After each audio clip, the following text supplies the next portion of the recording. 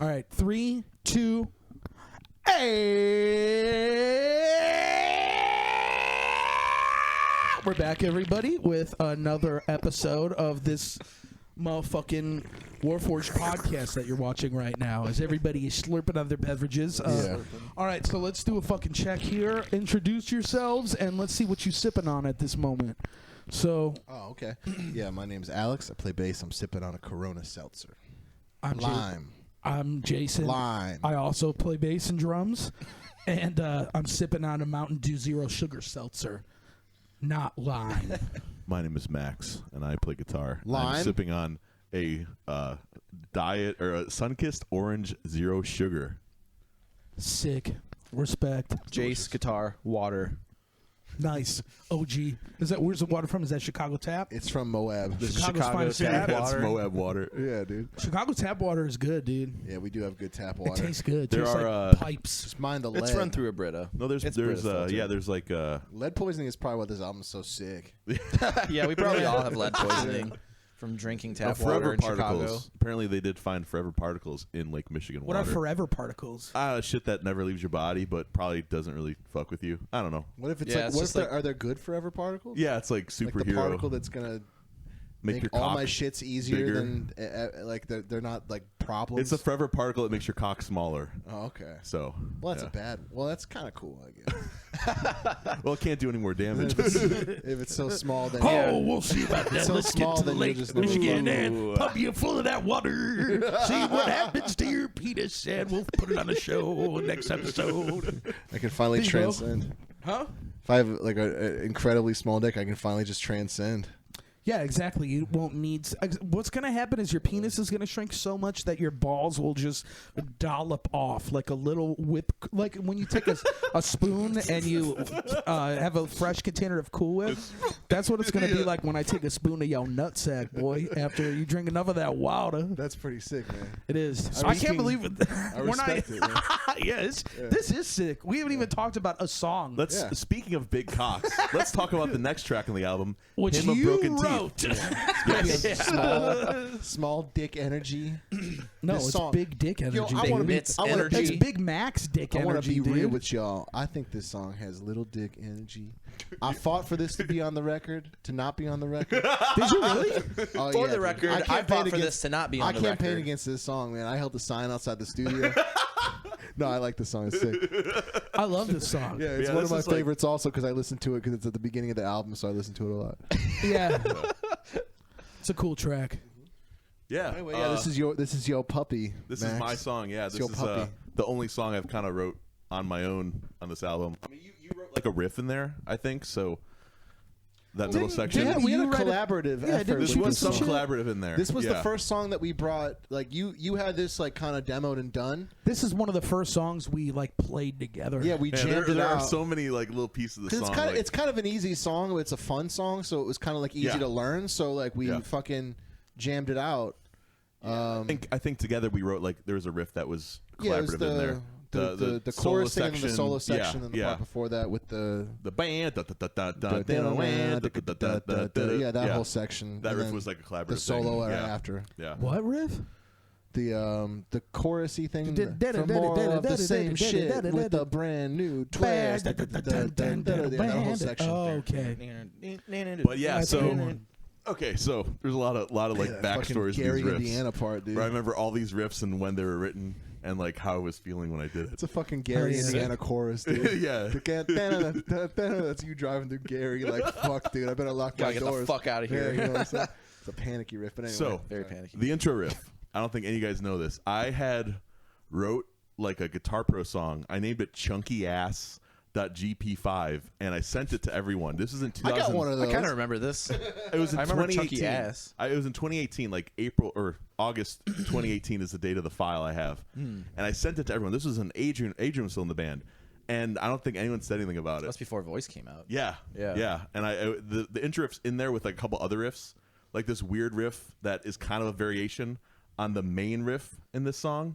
Make sure you get Yeah, the oh, yeah, MIDI of yeah. this so we can play it. That'd All be right, sick. Yes, I'll clip put that in there. insert. Yeah, Here right, comes right. the clip right now at your ass.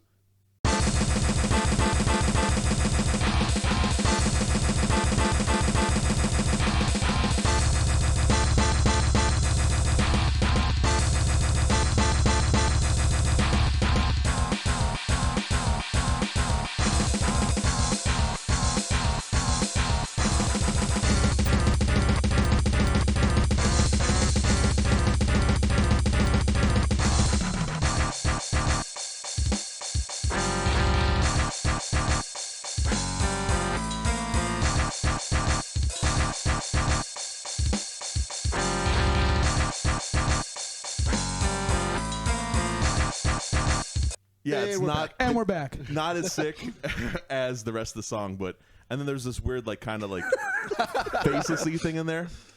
But anyway, What did you do? Like a bridge, like when we pass the bridges. Yeah, when we go Remember through, when you we do go to that a different fucking state, we refresh. childish shit that you do every time we go through a different state. I'm gonna fucking wedgie your ass. That fucking baby shit. we gotta those baby reload, dude. It's a games. new map. Yeah, so you have to. Every time you get to a new yeah, state, yeah. you refresh. No, I get it. It makes sense. You gotta wait And for the that's what I loading did screen. after the thing. I refreshed. I know it's sick. I respect it. Yeah, I bet you don't, man. I bet you think I'm a clown. I called you out on it, Yeah, you but did. I did like it in the end. I like it in the end. But, That's my opinion. Yeah, I don't know. The intro riff I just always thought was sick, and I wanted to use it in some form. And then the riff after the that was written on the tour we did with An End Existence at that show in L.A. or wherever. Laguna Niguel. Yes, that time. Oh wow!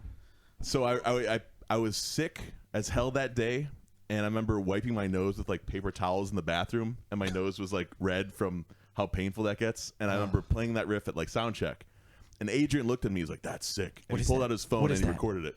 Yeah, he did the actually classic. recorded it? Yeah, he recorded it. What is that? And it was you probably just like kind of were just like going with that. You probably didn't even think about that, did you? I mean, I thought after he kind of pointed out, I'm like, yeah, that's kind of sick, because like it's definitely one of those riffs where like I like doing that like gah, like on the high top string. string Yeah, thing. where it's like don't gah. ion dissonance moves, Yeah, like man. that's like sick because it's just like stupid and loud and like really dumb. And it's just like it's such a thing that if I told myself 10 years ago like you're gonna do that, like that's sick, you're gonna be like that's not in a scale. Yeah. And it's like Who cares? Who cares? Yeah, it's like sick. Inverted by Gorguts is kind of that like very much. Yeah, where it's just like noises, you know, and not Yeah. that this song is like noisy like that, but it's like a weird riff, and I remember thinking that was cool, and that was something Adrian always really liked, and I was like, yeah, that's a sick riff. So it was always like in the back of my mind, and then I think I just slammed them together, and I was like, here's the demo, here's like the first like minute and a half of the song, and I kind of knew where I wanted to go, but I didn't know how to get there, and that's why I think we jammed on it a bit, and that kind of helped build the song up. we had that idea, the accelerando, the acceleration at the end there. Yeah, that was an Adrian idea. When he heard that riff, he wanted to speed it up, and we were going to use that riff in a different before Adrian left. We had an idea for it, but whenever he's gone, it's like, well, let's repurpose it. Yeah, we jammed on that riff a ton, like with Adrian still in the band. I remember that. Yeah, because I remember then I wanted to do like a higher part on top of it, so like you're playing the low part, and it's the same pattern basically, but then with more or less a harmony of some sort or whatever, just to like make it kind of go somewhere, which that came in later in the song. This song eventually. is a chromatic fuck fest. Yeah, pretty much. Yeah. That's how I always think real of direction with chromatic is how you gotta forge your own direction, bro. You know what I'm saying? Like that's some fucking Edgar Allan Poe shit, man. Come up with your own life, bro. What? You know what I'm saying? No, I don't. Back up. What? What are you talking about? Edgar Allan Poe? No, this ain't no goth Nietzsche, bullshit. dude. This is Nietzsche, dude. Nietzsche? Yeah, this is Nietzsche Mansour. Yeah, Nietzsche Mansour, dude. Nietzsche Mansour. But no, it's Nietzsche like it's Nietzsche, Mansour. dude. Like when you're writing in chromatic, man, it can get to be some fuckfest shit, man. But Why do you think? direct Why it. do you associate? See, I would associate Edgar Allan Poe with like a hymn. I just vibe. fucked up. I Not was as much thinking of- Nietzsche, and for some reason I pulled Edgar Allan Poe. It was totally a miscalculation. Okay, yeah, they're very different. Yeah, well, dude. I mean, It's I like guess trying to in a think. way. It's like trying to think of fucking Deicide, but you pull up like Prince. You're like, what? Oh shit! Yeah. Oh fuck! it. I do that all the time. Yeah, a mistake I make all the time. I do that shit all That's what the I'm saying. time. It's totally different. But yeah, that's like whenever I write a riff for this band, it's always like because I've always, I mean, we've written music together forever, and it's always like this is the scale the song is in. That's how I've always approached music, and I think with Warforged, it's like you just have to like turn off that part of my brain, like just don't think about You gotta scales use at your all. ear with riffs. You're just Yeah, like, let's just fucking go by ear. If it sounds cool, it sounds Exactly. cool. Yeah, just write it, and if it's sick, it's just make it sick. Yeah. So that was definitely like for this song for me was like a struggle. Like just don't think of it in a scale. Just like play whatever's sick, and like it works. I don't know, but it was hard for me to do that, but it turned out good. So. Oh yeah, I think it turned out great. Just thinking chromatically and not in a scale and making it work like that. It's very sick and it's very rewarding, and I think that's what makes it not like a fucking metalcore song that I would have written like in 2008, you know? Right. So I don't know. It's sick. Yeah, I think it's cool. Yeah. I like. There's a lot of stuff in the middle of that song too, where like that like bass and the bass synth part, and then like there's like the mellotron part over it, where like there is some sort of melodic center to that riff, and like, there is, yeah. Somehow I like when I was like writing those keyboard parts, I like found it, and I was like, I guess that's what it is. I don't know. It was like it came out of nowhere. I just guessed, and I was like, oh, that's where the melodic center of that riff is. Like it makes sense. Like it's a chromatic riff, but it has like this chord progression to it. Which one? The da-da-da? Yeah, when it's like speeding up, there's like that synth part in there that's like that bass line. Yeah, dude, it's like there's a lot of cool shit. If I might toot my own horn for a second, I think the bass makes that song like really funky in some spots. It's a weird. Yeah, that was a fun song to fucking write bass for. That was like this whole album was like when you demoed out any of the songs, like you didn't really care about the bass. No, it was mostly for you guys. It was to translate the idea to the rest of the people. But then when we were recording bass, it's like, oh, that's a cool bass part. Yeah. Oh, that's sick. And like, the bass is like, at the beginning, it's like, it's sick, man. Yeah. There's a lot of cool shit going on with that. Yeah. Yeah, I really liked the bass parts in that song. I was happy with the way they turned out because they were very like, not just following the guitar parts. Yeah, which is good. Yeah.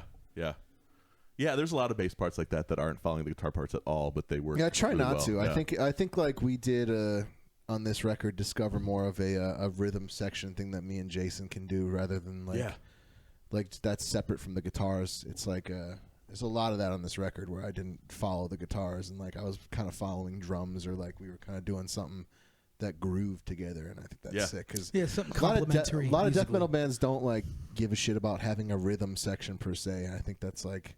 I think that makes it. I think you can make shit sound cool with a rhythm section. Like it's fun to listen to that way. Yeah, definitely. Yeah, that's one thing I think you did during the solo section. You did that like tom blast. Oh yeah. That's sick, dude. Yeah. Yeah, man. The drums in this song were a lot of fun because like, it's funny. I wanted to bring up that you mentioned that riff. Kind of having an inverted Gorguts vibe, like the and I hear it totally, but I feel like the drums I put under there are like the opposite and make it sound like a hardcore riff, which I think is cool because like you wouldn't think of it in a way like that. Because I mean, I go from like this like really weird like just a hi-hat like groove for the first part, and then it transitions into like that like more of like that ride pattern, kind of like that slammy vibe. Yeah, and I love how it sounds because I feel like it makes that part so much more aggressive as well as like ugly and weird. And I like that's kind of a combo of the vibe there where it's like it makes that part. I feel like it just makes that part sound angrier. Yeah, and the fast kind of vocals over it too. It's like very fucking pissed off. Yeah, but the drums, I mean, were just a lot of fun because it's like it's another one of those songs where I feel like there was a lot I could do under it, but like finding the right parts to kind of complement everything. Was really fun, especially like during that whole slow down progression part was where like the beginning is like you did a lot of cool shit there. Exactly, and it just felt like I was like natural shit to play. Like it started off kind of groovy, and then when we pick it up, keep those grooves, but also give it a little more complexity with the fills. And when it turned into a blast beat, that was kind of something we had fucked around with at the spot, I believe. On this song, or also kind of became more of like a collaborative thing where everybody we worked on it to kind of craft that part out, but it ended up working out great. And I mean, at least didn't we do that or did we not do that? We did at the very beginning of all this shit. We like were definitely jamming that song. Yeah, I remember that. But how do we get to the final result? Because I remember I just like demoed it. Yeah, I remember you demoed it, and then Max made some adjustments with the clicks and shit. Right. When I was tracking because I had ramps, and then you just did. Cliffs. You had cliffs. And I was like, well, that's the problem. You don't know what tempo is going to come up next. Oh, so I did the whole thing as one big ramp. But like in Guitar Pro, it was hard to do it that way. So it was fine. But it ended up being a little different like that. But I remember that part needed some surgery. And that's interesting because it's like there was a very specific vision for how he wanted that part to sound, I feel like, and like as opposed to like how the song really. But it's like the song flows so well, and like I love how it came together and how we added the last chorus at the end of the song, or not. I don't know if it's the chorus, but it's sort of that the main riff. Yeah, that riff kind of comes back. closes it out. It really rounds it out musically. Yeah, it's interesting because like, it's still one of the songs to me where musically it goes so it's in such an interesting like corner of the record where it's like I still don't even know if I always feel like I come back to it and I view it differently more than other songs on the record. I feel and that might like, sound like some high ass shit I'm saying right now, but it's I feel like if any tour we ever did that was like any kind of death metal band, whether it was like Rivers and Nile or whether like it would be like, you know, Revocation or Cattle Decapitation or any of the big death metal bands, how different they sound. I feel like you could play that song at like opening for any of those bands and people would like be like, that's sick. Right, and it would go over. Yeah. Like, I think it's the most just straight up death metal song. Like anyone who likes heavy, fast music is gonna like. Right, it's an aggressive, angry shit. song. Yeah. I would say it's like, as far as the context of just like an emotion behind it, at least lyrically, it's all angry, just shit. Yeah, it's pissed off. And sure. yeah, I mean, I I listen to like that song and it's just, I don't know, to me it's just obviously like we've shared the record with some people before it's been out, and this song, interestingly enough, they've said that they really liked it, and I think that's really sick because it's one of those songs that was just sort of like that came together differently compared to the other songs because you had it mainly written, obviously a lot of it at least, or at least a lot of the ideas there, and it was kind of one of the first songs we really had to go off of, like we talked about in the last episode with No Land Man, because I remember hearing some of those riffs for the first time and just being like, oh yeah, shit, like these hit hard. They're heavy, but it sounded different enough for Warforged where it was kind of like, this isn't so much a spooky kind of dissonant riff as it is sort of just like an angry one. Yeah. And it was cool to kind of channel that because I feel like, while there are angry moments on voice, I feel like that emotion, at least lyrically, wasn't as much of a focal point. But this song, like, you know, when I listened to it, it was kind of just like this angry fucking vibe to it. So it just became like a fucking diss track to nobody in particular. But it became a diss track, and it was kind of fun to like... Diss track to uninspired musicians. Yeah, that's essentially what it's about. It's like, lyrically, I wanted to write it without a story. Like, I wanted to write it about something that wasn't like... This isn't like a... it's not narrative. Like a journey. It's not narrative. like a narrative. Yeah, exactly. A narrative type song. It's more of just like a commentary.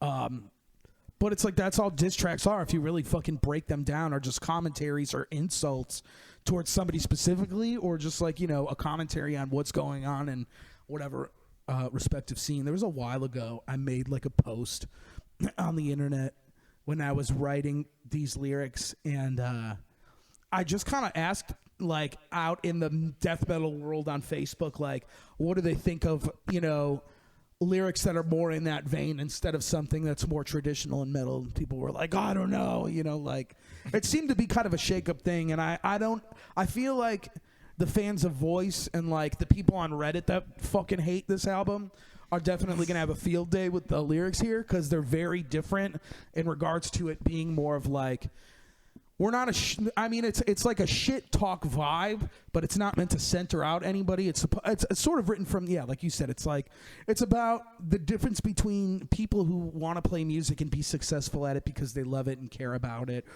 or people that do it as more of a means to, you know, I guess like self-accentuate themselves, and kind of like it ends up kind of taking that element of art, and I think it turns it from honest to dishonest.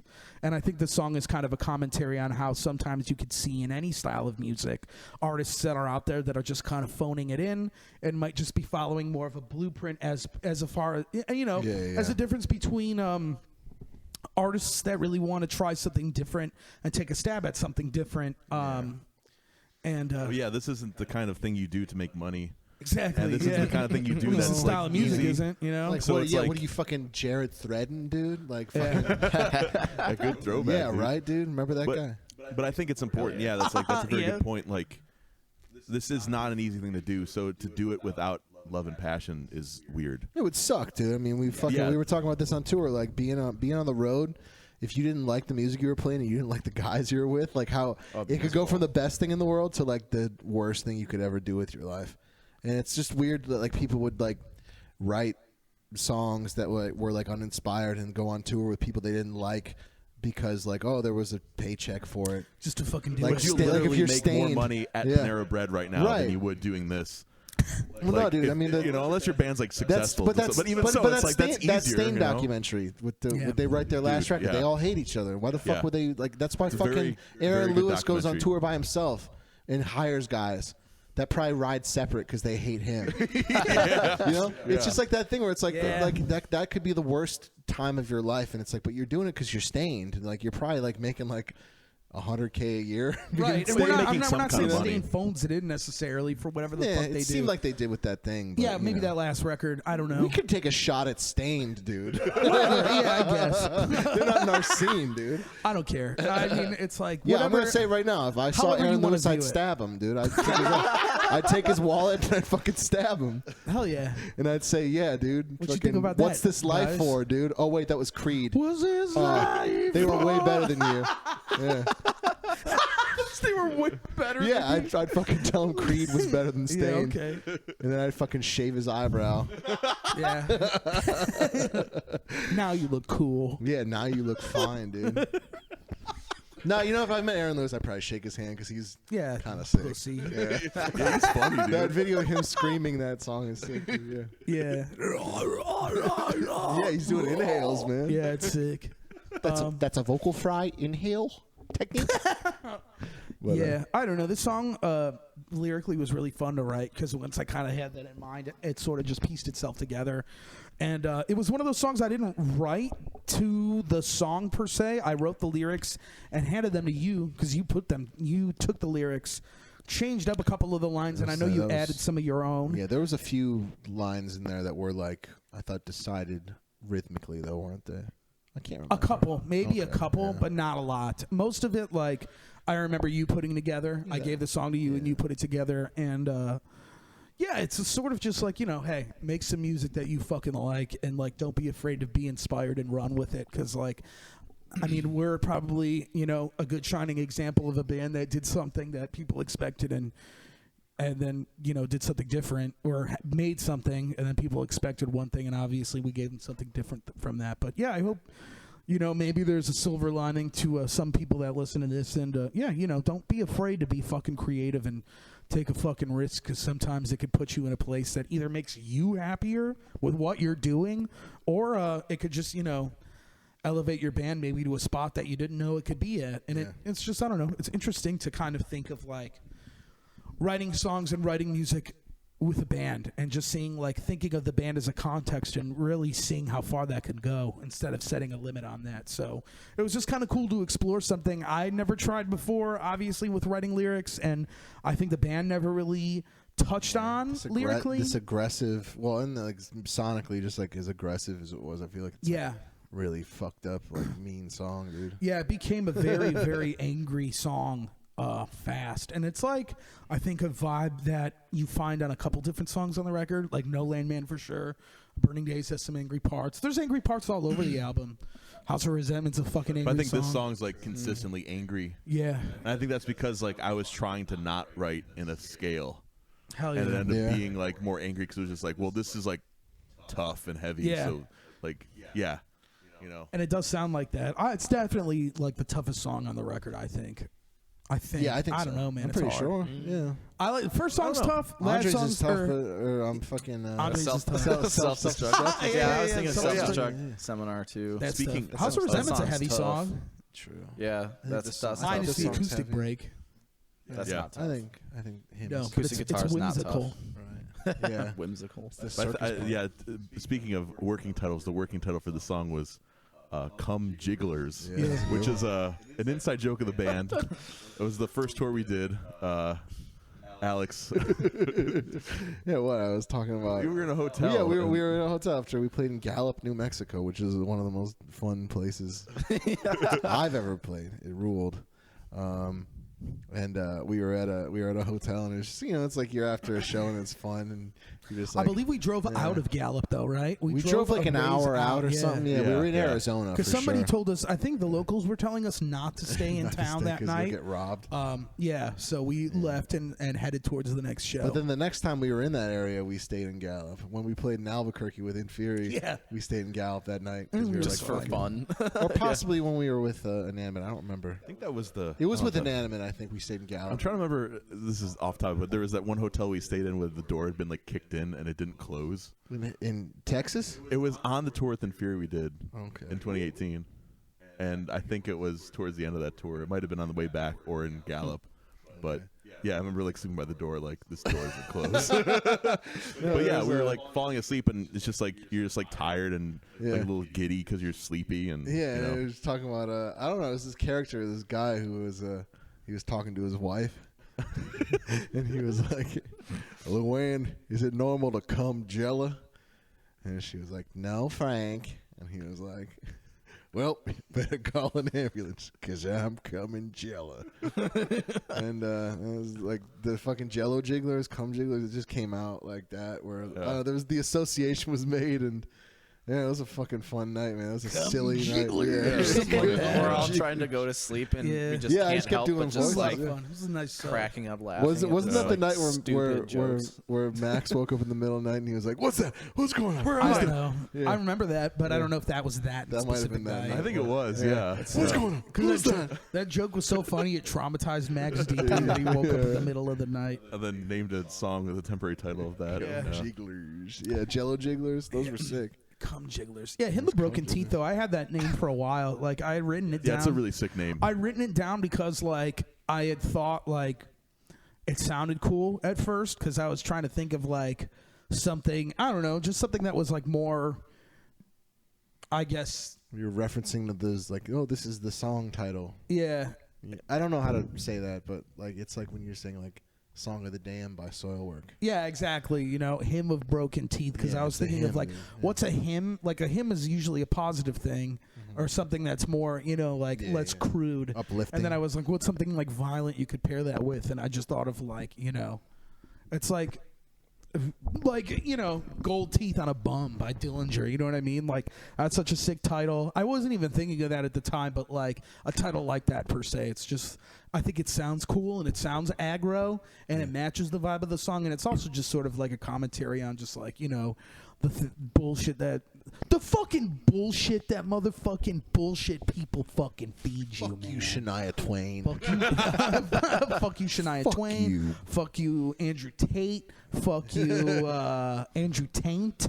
Fuck you, Andrew Dice former Clay. President Andrew Jackson. Yeah, fuck you, former president. Fuck you, Andrew Jackson Dice Clay. Pollock. Yeah, Banksy. Yeah, Banksy. Oh, Banksy can very fuck you. Banksy. Fuck you, Jackson Kelly.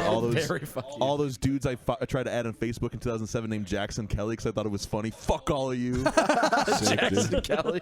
That is sick. Damn. That was pretty sick. Man. Fuck Kelly Preston. Fuck Preston Lacey.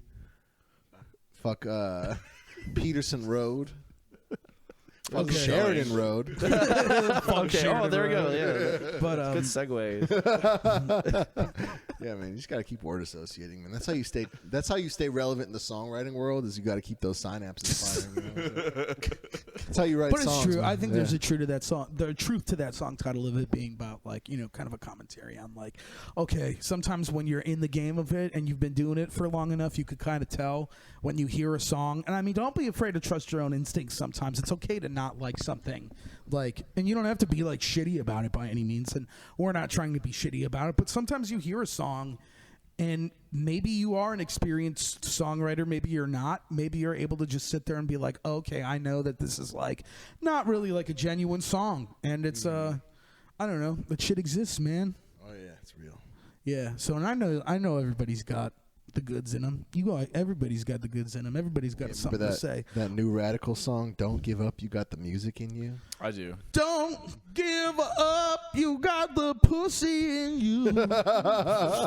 Alex, forget you can fuck that shit too. anatomically an anomaly. Yeah. And at the end of this podcast series, we're going to be stripping him down and taking a look at what makes I got a this pushy man in my belly. Anatomy of an Alex. I got a Whoa! But anyway, I got yeah, it's just I feel like the song it's like the most like Limp Bizkit Warforged song you're ever gonna get because it's very like it's got some bounce to it. It's got some Limp Trisket song, dude. Anger to it. I don't know. It's just very. It's like a very ignorant vibe, and it's just something that I think that was never really. What? I was just gonna say, Biscuit is B.I. is 2 and Trisket is 3. So it's better. It's one better. Slim Trisket. Okay. Yeah. What is a popsicle stick joke? No, it's a fucking Limp Trisket. It's a fucking Damsky brain original, man. Damsky brain. Yeah, that's my Damsky. How do I get some Damsky brain, man?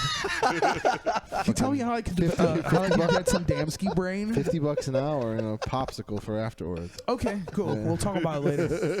Why don't you give me your fucking snow cone? Why don't you? Come jiggler. Yeah, man. Good song though. It's just such a fucking ass beater, and the way that like it ended up turning out with how wordy the song was. There's definitely some parts where Tim's fucking spitting over some of these verses. Oh yeah. But it's cool too, man. I love your fucking vocals, dude. The first scream in that song. Oh yeah. And I'm saying this in like the best way possible. It just reminds me of like an angry Sandlot kid just going like that's pretty sick. Being mad that like somebody like he's got to go get the ball because somebody fucking hit it over the fence and he doesn't want to walk that far. Someone disrespected but it's just the great very Bambino's like legacy. it's like a high-low pitch. Can't fuck with that Bambino. It's like your screaming is generally I feel like mid to high range, but it's like you pitching it's like a low-high sound, but it sounds so tough over that part. Yeah, it's sick. It's very. That's funny. It just sounds like a pissed off like trying to sound like. Yeah, like the Wilhelm scream. That's what it sounds like, but it's not. It's the Ariel monster. It's the scream Alhelm scream. You know the Alhelm scream. The Alhelm scream. Yeah. So I like it. I love that, and it's just like there's that part where I don't know. There's like some just really good spin on this song, dude. Some really cool patterns that you ended up coming up with that I really dig. It's good. You did a good job, kid. But yeah, otherwise, I mean, this song, I guess I don't really have too much else to say about it. There's on the artwork of the record, if you look at this disc, there's barbed wire and broken teeth sewn within the barbed wire. There's your little fucking artistic reference on the cover for it. Yeah. Which is really sick because on the artwork, not on the cover. I forgot to mention in the last one. On No Land Man. That's okay. Shit, I was gonna mention that too. The car on the cover of Sundial. And the back I the figure back artwork. we'll talk about it because we'll probably do something. I'm sure at some point we'll do some type of content about the artwork itself. We could even just do a whole podcast episode about the artwork. That's itself. true. You're right. We probably should really just do dig that. into all that. But yeah, there's definitely references for all this shit up in that bitch. So keep your eyes peeled. But yeah, I really like that because it's just like I don't know, really gnarly aesthetic, and it's just something that's like. It's something different than like your dark, scary gloom. It's just more kind of like violent, type of thing. I don't know. I think it's cool.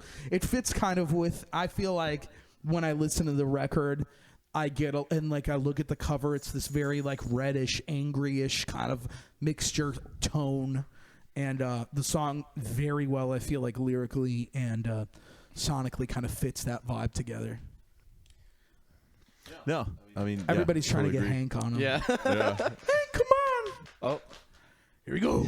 Yeah, it's a Hank. Look at him go. Delete that little. Yep. Thanks for watching so far. Does anybody else have anything to say about this song? Yeah, I mean, it was just like this is a classic me thing where. You know, Alex will write a song in like a week, and this song the first riff was written in 2018, then a year later, and then it was finished at the end of 2021, you know, so it took like 3 years to get it out. Yeah. But, it feels good when it just works, and you're like, hey, I like the idea of really like finding old riffs you liked and finding a way to make them work because that's I think it's sometimes easier to like write something and like feel it in the moment and it's done versus like finding a riff you wrote in the past and finding a way to still make it work for you now. I like to never like waste something. If I ever write a riff down, that means it's like somewhat decent. So to like actually get it done and use it was really sick. Yeah. Right. And that felt good to get that done. And I think bringing it to the band and everyone kind of helping like guide it made that a lot easier. And that was cool because this was like a collaborative song, but like it was my song, but like it wouldn't have been the same without you guys. So Hell yeah. it was cool. Yeah, I mean it's just like it's sick. It's a good ass beater, and It really is. It's cool like having a few people be like, "Hey, that's song, that's like my favorite one." You're like, Yeah, it "Oh, rules, yeah, man. yeah, It's that's so like sick. six, man." It does for Actually, sure. what you're have saying the, is that I'm better than my brother. What you're saying? It's thank you. It's interesting. Validation. But no, it's it just does cool. have Yeah, it it's has like, it has it's a cool staple feeling. to it though. The speed up thing is very memorable. It is Yeah, very memorable. yeah. If you I think if that you worked didn't out know well. what the fucking track list was, you'd be like, oh, that song with the speed up was sick. You know. For Speed up sure, song. yeah. It's a Yeah. good like novelty Yeah, gimmick. if you're that's trying not to stupid. if you're trying to pretend like you like our band to someone that really likes our band, and you listen to our album once, you'd be like, oh yeah, the speed up song. yeah. Just to that's try to sick. have something in That is common. sick. So Yeah. keep up with that rhetoric. Yeah, that'd be sick to posers. like play this live too with the speed up, and hopefully that like is sick. I bet with we the could click do track. Yeah, that's probably fine. Yeah. Oh yeah, we can make it work. We should Just turn the gotta click practice off, it. go off the grid for that part. Yeah. Go raw. We'll try it at a dude. Best I don't Buy. know. See if it works. We'll try Honestly, playing I it at mean, Best Buy. We'll perform acoustically at a Best Buy. See if it works Test there. it out. Yeah, Yeah. perfect way to Do make that open work. mic. Yeah, yeah. A Best Play it Buy on open bongo mic. drums and a conga. Yeah, dude. I mean, I remember that speed up part being like really easy to get recorded though, and Yeah, I, it Yeah, it feels wasn't that normal. hard in the studio. like No, it I don't wasn't. remember how it was for drums. Wasn't I feel that like it bad. went pretty easily. Though. Yeah, it like- wasn't. And for guitar, it was like, I did it Yeah. in like 1 or 2 takes, and I was like, okay, I thought I was gonna fuck that up, but that was just like it worked really easily. Yeah. Yeah, it wasn't that bad. And I think that was one thing that was cool about this song. Guitar is like, there's really just like the left and right rhythm, and then there's some key stuff, maybe like some background stuff, and then the solo, which is also sick. Yeah, like I don't know, it's just very like you look at like the track for it, like all the tracks in Cubase or from Cubase or Pro Tools when Pete was doing it. It's like, oh, it's pretty simple. I think it's cool. Yeah, it is like straightforward. Very stripped and- down and raw. Yeah. Right. So- Yeah. Yeah. Versus Yeah, all the yeah, layers yeah, you yeah. have to add. No, I'm just kidding. Yeah, you have to. I'm sorry. I'm sure. I'm just fucking- I'm fucking sorry. All But right. that's something I've always had a problem with is like, how do I add more to this song? So I think that's something we even talked about was like, oh, should the guitars be harmonized here? Should we be doing something different? And then, I mean, we did a few of those things, but I think for the most part, the guitars are playing like kind of the same thing. Yeah, to some I degree, just you knew know? that I wanted to do a higher part on that like main riff, which came in. Yeah, it comes in like what the second time, and then at the end, and then it goes. It even gets even like different in the end, where it like keeps ascending, where it gets like really, really chaotic at the very end when it's just everything's just kind of going nuts, and then it's just like a hard cut right at the end. Yeah, I just wanted that just like chromatic pattern to just like keep ascending, just like ramping this up, and then just hard cut. Classic Warforged hard cut. Yeah. That's for the fans. That's for the voice fans. Yeah. It's very. Also, I feel like just that vibe too. It's very like, I don't know. It creates a lot of tension during that part. That like anxiety. Yeah. Very Portal, like low key Portal influence that was established with Warforged very long ago. Because I think I'm like the only person that fucking Neanderthal steady Portal, fucks with dude. Portal. It's like Do any of you guys like that band? You I kind of like, like. I like that You fucking guys new really record. fuck You with listen them to it now? every Really? 5 I don't minutes. Like get you it. was The fucking game sugar. Portal? Yeah, it's like you wrote that part, and I think it sounds like Portal, and you don't listen to that band. It's so funny. Yeah, whenever I hear Portal, I'm just like, I don't know, man. This is, I respect it, but I Right. don't get it, dude. It's like, I'll just go listen to fucking Helmet. Same thing. Yeah. Helmet, Portal, same band, same Page guys. Hamilton, But I feel diss like- track to Portal. This shit. It kind of doesn't has make that no winding, sense. hypnotic feel as it keeps getting like higher and higher as Chase plays it with him, and just that part. It's similar to a couple other parts I think on the record that create tension. Like there's a part in Hymn of Broken Teeth, or I'm not That's that this song. House of Resentment with like the Yeah, that towards is the end and scary, shit. yeah. Kind of reminds me of the this fucking in a way. banshees. Like exactly. Like it has a Halo similar like feel sonic. I mean, sonically, I feel like they're both different, but I feel like it has a similar type of tension bringing in that same. It's another like repurposed element of like I would say like the atmosphere in Warforged, in my opinion. Like it's another good example of like, hey, there's still atmosphere in this song, but instead of just like a layer, which I'm not talking shit about, but you know what I mean? Just like a solid layer. It's like, oh, we're using it in a different way that we really hadn't that much before, and I think that's cool. I think we could repurpose this song for the American Dental Association if we called it "Skim Causes Broken Teeth." Skimming, and we diss the dairy industry. We're like, skim causes broken teeth. Drink whole. You don't even like milk. Yeah, you anti-milk. Yeah, but I wouldn't drink skim if I drank it. I'd drink whole. Do you drink chocolate milk? I'm there with you, Alex. Yeah. Skim milk. But you like milkshakes. No, I don't think he likes You don't like milkshakes. milkshakes? Remember, because You he was fucking saying bitch. we were talking about the other day, like we would. All right, turn this off. I'm just where kidding. Alex is like more likely to get like a McFlurry or a concrete and drive with man, that you versus fucking idiot. we're about the milkshakes because you can Fuck actually you. drive with a milkshake. I'm insulting Blizzard? Alex to just go off the vibe of the song. Yeah, Blizzard. Yeah, man, Blizzards are better than milkshakes. I disagree. I don't know, man. It's if I'm driving, they're not. Yeah. Dude, skim cause broken teeth, dude. That's the song. Man. it's not that safe. That's You such think a it's way stretch. sicker It's than not yeah. You think it's funny. way sicker than Yeah. it is. I mean, I don't hate the idea of pitching this to the American Dental Association. Yeah, dude. Like, we hey, we could wrote a make like song 40 about- bucks, dude. You know, $40. We could easily make like 45 bucks. Now, I'm talking a piece. Whoa. You know what I'm saying? Whoa, dude, that's like 2 weeks of work. Yeah, it is. In the shit factory. Oh shit! Each and every day. That's my life, man. All right. Well, Yeah. anybody else got any Yeah. words? That's all I got. That's all I got too. Yeah. Well, cool. Shit. Well then, guys, thanks for tuning in on this one. We'll catch you on the next episode where we discuss highlight song Sheridan. Sheridan Road. Is anybody hungry? I'm like fucking starving. I only had a bowl of fucking Frankenberry this morning.